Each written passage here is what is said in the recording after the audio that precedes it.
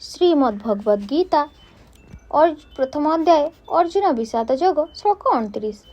बेफतुश्च शरीरे मे रोम हर्षश्च जायते गांडीवं स्रंसते हस्तात्वक चैव परिदह्यते।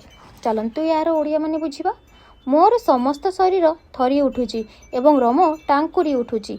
मोर गांडीव धनु हाथरू खसी जाउची एवं मोर चर्म दग्धीभूत हो जाउची। चलतु यार भावार्थ बुझिबा।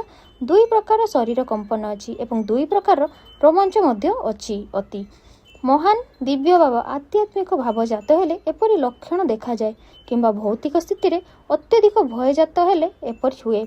दिव्यानुभूति लाभ समय उभय प्रश्न नहीं। एठारे अर्जुनंकर ए जे सब लक्षण प्रकाश पाउची से सब भौतिक भय जोगु अर्थात जीवन चली जीव ए भय जोगु एपर लक्षण प्रकाश पाउथिला।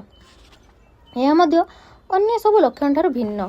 से एते अधैर्य होई पड़िथिले जे तांकर प्रसिद्ध धनुगांडीव तांको हाथरू खसी जाउथिला एवं तांकर हृदय पोड़ी जळी जाउथिला। सेति जोगु तांकर चर्म निआरे पोड़ी जीवा भली से अनुभव करुथिले। भौतिक धारणा किंबा भौतिक धारारे जीवन यापन करुथिबा जोगु एपरि हेउथिला। काली पुणी पढ़िबा श्लोक 30। जदि मोर भगवत गीता पढ़ाबाटा आपनको भल लागुथिबो तो लाइक शेयर कमेंट निहाती करिवे। आउ जदि मो द्वारा किछि भूल त्रुटि रहि जाउथबो तो निहाती संशोधन करिवे। धन्यवाद। जय गुरु।